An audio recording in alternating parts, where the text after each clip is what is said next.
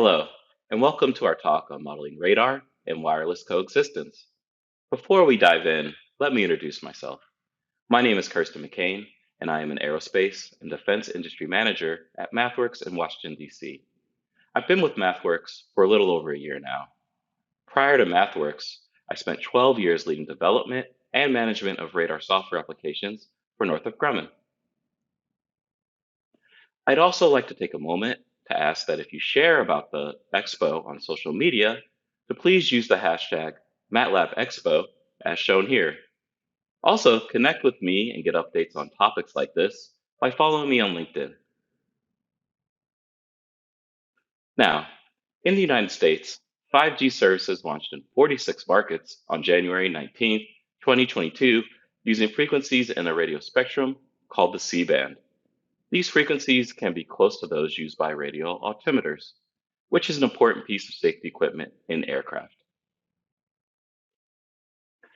This launch follows years of discussions, analysis, and delays between government and industry over exactly how 5G would affect airport radar operations and safety given the factors of US airspace and regulations.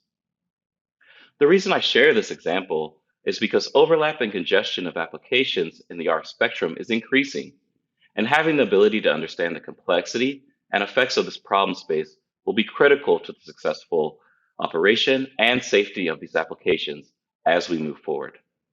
Today, we are going to share with you some different modeling strategies that I hope will help your organization navigate and succeed through these emerging challenges. We're going to explore three main topics today. First, I'll talk about the challenging landscape of the RF spectrum. Then, Babak will cover some of the modeling techniques for this coexistence scenario. Finally, George will talk about how you can perform some analysis and simulation to allow you to assess our performance and possible mitigation. Let's get started. So let's begin by taking a closer look at the increasing congestion we are seeing in the RF spectrum due to modern applications. We start by looking at how 5G applications are driving new data rate and efficiency requirements. In this space, we see 5G applications around ultra high resolution video, VR, and connected devices, which drive challenging requirements like enhanced mobile broadband. To meet these requirements, technical solutions center around the need for increased bandwidth and better spectral efficiency, which has resulted in 5G communications movement into higher frequency bands. Now, that movement to higher frequencies has not come without challenges. We see propagation challenges around items like signal attenuation, wideband performance, and the ability to deal with scatter-rich environments between transmitters and receivers. We need modeling and simulation in these areas to perform analysis to gain a better understanding of their effects.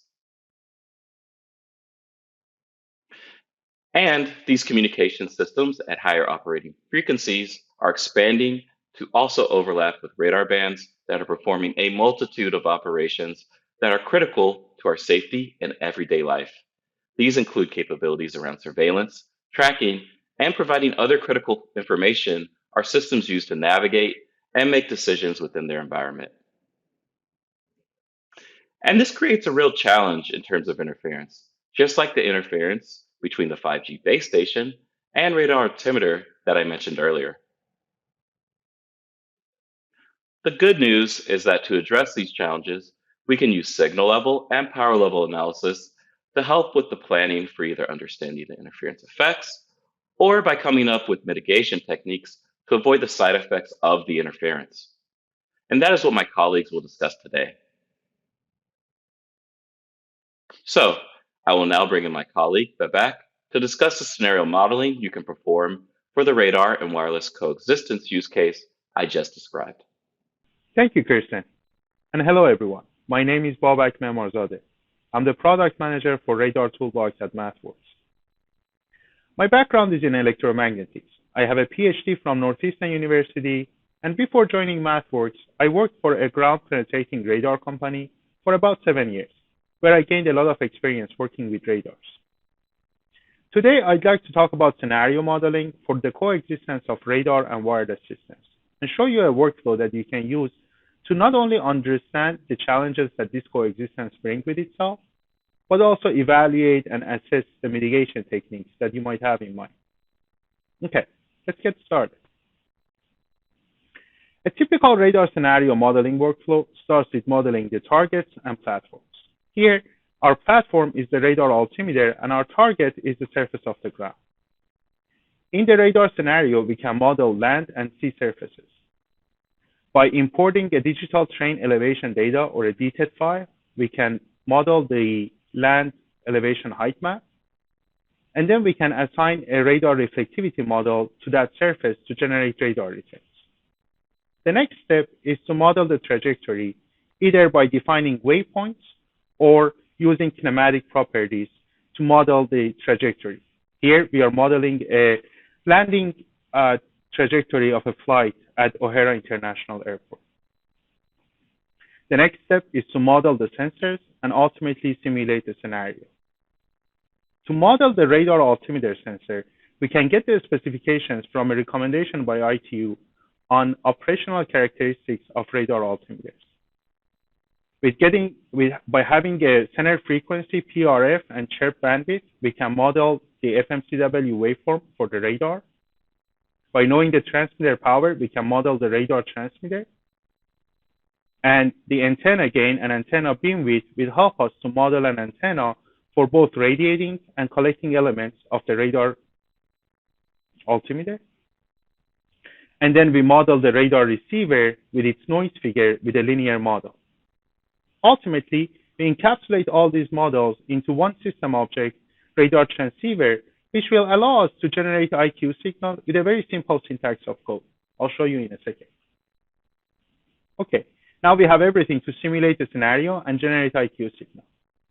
As I mentioned, with this simple syntax of code, as you can see here, we can generate an IQ signal and then pass this IQ signal to our signal processing algorithm. Here we are applying a D-chirp on the signal, and then we integrate it over the pulses, and then we find the bit frequency by root music function, and then translate that bit frequency to a range, which here is our measured altitude. As we advance the scene, we are advancing the time in our scenario. And as the time is advancing, the platforms are moving through the trajectory, as you can see on the bottom left here. On the top right, we are looking at the range response of this radar altimeter. And we can see that as the radar altimeter is getting closer to the surface of the ground, the range response is decreasing, as expected. Now, we can also compare the output of this model with the ground truth. When we look at the spec sheets of the radar altimeters, we see that the accuracy limits of the radar altimeter is a function of the altitude, as shown with the green area here. These accuracy margins get tighter and tighter as the altitude decreases, which makes a lot of sense. Here we can see that with the blue line that all the measured altitude with this model are within the accuracy limits.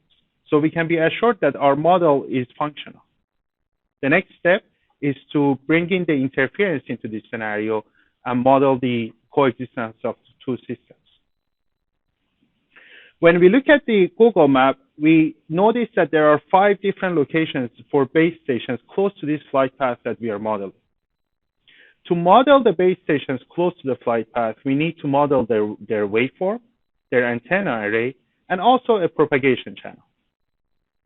For the waveform, we can generate a 5G signal with the wireless waveform generator app. This is a very simple GUI that allows someone like me that doesn't have that much experience with 5G to specify minimal parameters and generate the desired signal, and then export that signal into a MATLAB script, which allows me to call that function as necessary within my model. Then we model base station antenna with NR rectangular panel array, which is described in the 3GPP document. With this system object, you can model subarrays to generate the beam pattern that you desire. In our case, because we want to model the worst case scenario, we model one 8 by 8 antenna array to maximize the directivity in one direction. The next step is to simulate radar and interference signal propagation. For the radar, we assume a two-way propagation channel in free space. And for the interference signal or the communication signal, we assume a one-way propagation channel in free space to capture the 5G signal at the radar receiver. Now, we are modeling the interference from fundamental emissions of the 5G to the radar altimeter. So it is critical to account for the band separation of these two systems. By increasing the sampling rate of both signals and applying the proper frequency shift, we can account for this separation of the two bands in our model. Now we can simulate the interference from fundamental emissions of 5G on the radar altimeter. On the bottom left, you're seeing the spectrum analyzer where the yellow trace is showing the input to the radar receiver and the blue trace is showing the output of the radar receiver. Please note that the fundamental emissions of 5G can cause blocking or saturation of the radar receiver, which inherently is a nonlinear effect. In our model, we are modeling the radar receiver with a linear model.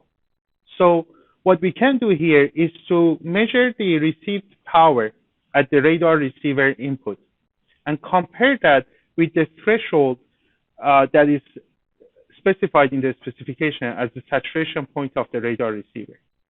On the right, you can see that that saturation threshold is shown by the dashed red line, and the measured power at the radar receiver is shown by the blue line.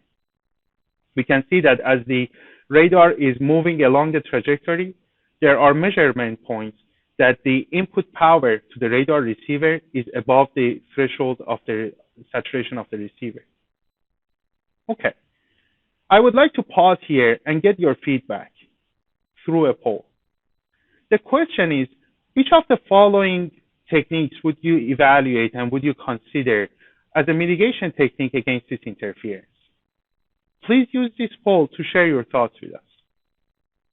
As you can see, the choices are tilting the base station antenna or maybe moving the location of the base station, applying beamforming on the base station antenna array to avoid radiation toward the flight path, or maybe applying a different signal processing and bringing in DSP to the radar receiver. Or you might be thinking about changing the RF filter or some RF designs that you have in mind. So without any further ado, I would like to pass this presentation to one of our experts in the RF field, Georgia, and see how we can bring in RF simulation into this workflow. Thank you. My name is Georgia Zucchelli. I am the product manager at MathWorks for the RF and mixed signal area. I've been in MathWorks since 2009 when I started as an application engineer, and then I transitioned in my current role in 2013. A long time ago, before I joined MathWorks, I worked for NXP Semiconductors and Philips Research, where I focused on modeling wireless RF systems, such as the one that we are presenting today. So let's dive deeper and see how RF modeling, analysis, and simulation can help us in better understanding the effects of interference, and also how it can help us in identifying mitigation strategies. The presence of a 5G base station positioned nearby a radar can cause two sets of issues, and we are going to analyze both of them. The first problem is caused by the fundamental emissions that are out of band with respect to the radar signal, but can have much higher power.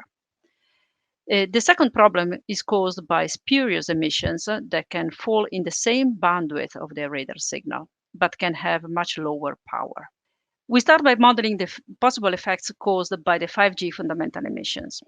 On the spectrum analyzer on the left, you see a 3GPP standard signal with 100 megahertz bandwidth. And on the same scope, on the spectrum analyzer, you see the radar signal consisting of a chirp sweeping over 150 megahertz. The 5G signal, depending on the base station configuration and regional settings, can have different center frequency, as it can be seen here. It can be further away or closer to the radar signal. and in this case, the radar signal is centered around 4.3 gigahertz. In general, a bandwidth of a few hundred megahertz is respected to avoid issues due to spectral regrowth or leakage. To verify if fundamental emissions can be a problem, we model the radar receiver with three basic fundamental components and measure the receiver output as it can be seen on the spectrum analyzer on the right. The first element of the receiver is a filter modeled by these S parameters or scattering parameters. This allows us to model the frequency selectivity of the system. In general, the altimeter filters of the radar are not very selective due to the broadband nature of the radar itself. By modeling the filter explicitly, we can experiment with the system selectivity and, for example, increase the out-of-band rejection to reduce effectively the power of the 5G signal that enters the receiver. The second functional component of the receiver is an amplifier that allows us to model the gain, noise figure, and nonlinear effects of the RF front end, including in particular the saturation that can be modeled by means of the 1 dB compression point as well as the PSAT. Modeling the amplifier nonlinear effects allows us to estimate the impact of spectral regrowth caused by the 5G signal. The third functional component of the receiver is an analog to digital converter that allows us to model the receiver dynamic range as a function of the quantization noise, effective number of bits, and saturation power. As the plane gets closer to the ground, the power of the 5G signal, but also of the radar signal at the input of the receiver, they both increase. While the radar signal is well within the operating range of the receiver, the 5G signal can cause saturation, as previously shown by Babak. And the spectral regrowth can effectively overlap with our desired signal, definitely reducing the SNR and potentially causing a false reading. So the big question that we want to answer here is whether 5G fundamental emissions can cause receiver overload and trigger a false altitude reading. The answer depends. It depends on the location of the base station with respect to the flight path, the power and the beam direction of the 5G transmitter, as well as the receiver specifications, and in particular the filter selectivity and the overall saturation power. To answer the question, we simulate a worst case but realistic scenario and model selectivity and nonlinear effects of the RF receiver. We simulate the receiver using different RF techniques, such as circuit envelope or equivalent baseband, for integration in the radar scenario, simulation just like Babak has described. In the worst case scenario, the 5G base stations are along the landing trajectory, the transmitted power is maximized, and the antenna beam is steered towards the airport. For the receiver, we model minimal out-of-band attenuation and a fairly low saturation power. In these extreme conditions, indeed, the altimeter can provide a false altitude reader, and this can be really disastrous. The good news here is that the problem can be solved with different mitigation strategies. For example, we can increase out-of-band spectral selectivity of the filter as shown in the spectrum scope. Alternatively, we can increase the receiver saturation power, for example, as it might occur when using an automatic gain control loop. Or we can change the signal processing algorithm to be more robust. For example, we can use a power spectral density estimation rather than root music. And in this case, actually, the accurate modeling of the 5G waveform is extremely important, as the peak to average power ratio, as well as the timing characteristics, they really have an impact on the ability to recover the correct altitude reading. The second potential problem that can be caused by 5G base stations positioned nearby radars is due to spur emissions, and this can lead to receiver desensitization.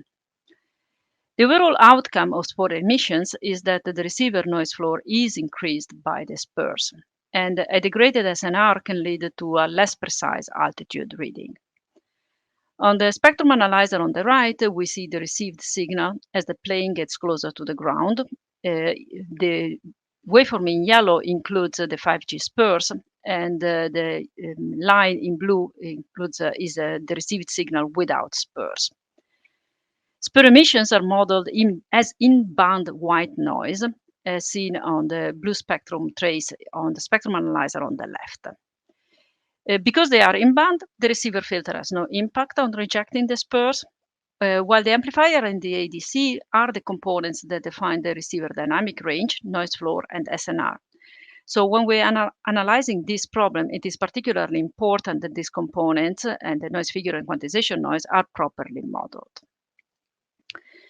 The big question that we want to answer here is whether 3 GPPs per emissions can cause receiver desensitization. That is to say, if they can increase the receiver noise floor by 1 dB. Also, in this case, we model the worst case scenario in terms of base station locations per power and antenna directivity. The receiver noise floor can be rapidly computed, as can be seen here on the slides, and we can simulate that when the plane gets closer to the base station, the noise floor increases, and indeed it can exceed the noise floor of the receiver. However, if this is a problem when the plane gets closer to the ground, also the signal power increases, so effectively the SNR improves even when the noise floor increases, which is good news. In summary, you can analyze the effects of interference between the radar wireless systems with modeling and simulation, taking into account very different scenarios. As Kirsten showed, the opening of new frequency of operation is causing congestion in the RF spectrum that can potentially interfere with radar systems. And to better understand the different scenarios, Babak introduced a modeling and simulation platform to anticipate how different systems can interact. And at last, we saw how to integrate such platform with the simulation of RF front-ends, including frequency selectivity, noise, and also nonlinearity. With this, we conclude our talk, and we would like to thank you very much for your attention, and we invite you to post your questions. Thank you.